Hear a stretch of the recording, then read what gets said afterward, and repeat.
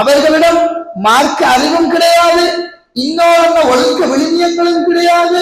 ஆனால் அவர்கள் சமூகத்தில் கெட்ட விடயங்களை செய்து கொண்டு கெட்ட அடிப்படையில் அவர்களுடைய வாழ்க்கையை ஆக்கிக் கொள்வார்கள். இந்த இரண்டு முன் சென்ற அந்த இரண்டு வகையினரும் இந்த சமூகத்துக்கு டேஞ்சரானாக்கள் இல்லை.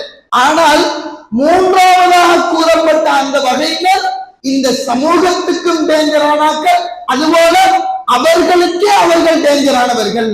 இந்த மூன்றாவது வகையினரை நாங்கள் சரிபடுத்தாமல் விட்டால் இவர்கள் என்ன செய்து விடுவார்கள்? இந்த இரண்டாவது வகையில் இருக்கக்கூடிய இந்த இளைஞர்களை, மார்க்க அறிவில்லாமல் இருக்கக்கூடிய நல்ல ஒழுக்கமுள்ள இளைஞர்களை கூட இவர்கள் என்ன செய்து விடுவார்கள்? வழிகெடுத்து விடுவார்கள்.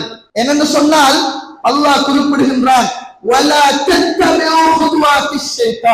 நீங்கள் என்ன செய்யாதீர்கள், நீங்கள் அந்த ஷைத்தானுடைய அடிச்சுவடுகளை அறவே பின்பற்றாதீர்கள். அல்லாஹ் என்ன செய்கின்றான்? குர்ஆனிலே குறிப்பிடுகின்றான்.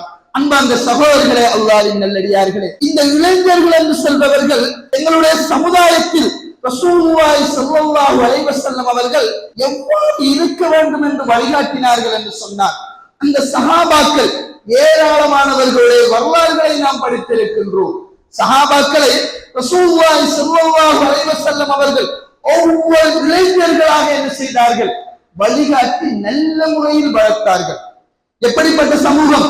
இப்போ இருக்கின்ற இந்த கெட்ட அடிப்படையில் இருக்கின்ற இந்த சமூகம் போன்றல்ல, பாரதூரமான பாவங்களை சர்வசாதாரணமாக செய்த ஒரு சமூகம். ஜாஹிலியா காலத்தில் எப்படி இருந்தாங்க? விபச்சாரம் வீடுகளிலே செய்வார்கள். இந்த வீட்டில் விபச்சாரம் இடம்பெறுகின்றது கொடியேற்றி வைத்து என்ன செய்வார்கள்? விபச்சாரம் செய்வார்கள். அதுபோன்று மதுபானங்களை எவ்வாறு குடிப்பார்கள்? விரல் விரலாக வீடுகளில் காய்ச்சி குடிக்கக்கூடியவர்களாக இருந்தார்கள். எல்லாத்துக்கும் இந்த இஸ்லாம் என்ன செஞ்சிச்சு? வந்தது, இஸ்லாம் வழிகாட்டியது. எல்லா விஷயங்களும் முற்று முழுதாக படிப்படியாக தவிர்க்கப்பட்டது. அந்த சமூகம் எவ்வாறு காணப்பட்டது? அதுபோன்றுதான் நமக்கு மிக முக்கியமான வரலாறாக ஒரு வாலிபர் இருந்தார். முஸ்அப் இப்னு உமைர் ரலியல்லாஹு அன்ஹு அவர்கள் எவ்வாறுபட்டவராக இருந்தார்?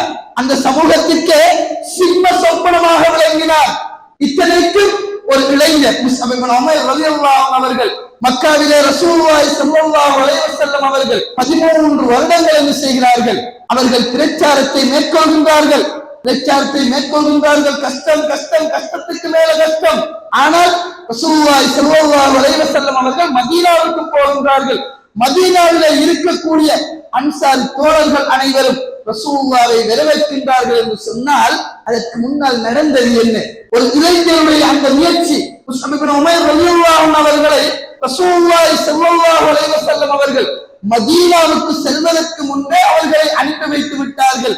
மதீனாவுக்கு நீங்கள் சென்று மார்க்கத்தை கற்றுக்கொள்ளுங்கள், மார்க்கத்தை பரப்புங்கள் என்று அனுப்பிவிட்டார்கள். முஸ்அப் இப்னு உமைர் ரலியல்லாஹு அன்ஹு அவர்கள் மதீனாவுக்கு சென்று ரசூலுல்லாஹ் செய்கின்ற, மக்காவில் செய்கின்ற பணியை மதீனாவில் அவர்கள் என்ன செய்தார்கள்? செய்து கொண்டிருந்தார்கள், தாவா பணியை. ரசூலுல்லாஹி ஸல்லல்லாஹு அலைஹி வஸல்லம் அவர்கள் மதீனாவுக்கு வரும்போது அவர்களுக்கு எந்த ஏற்புகளும் அவர்களுக்கு இருக்கவில்லை. அவ்வாறு அதை செய்தவர் ஒரு இளைஞர்.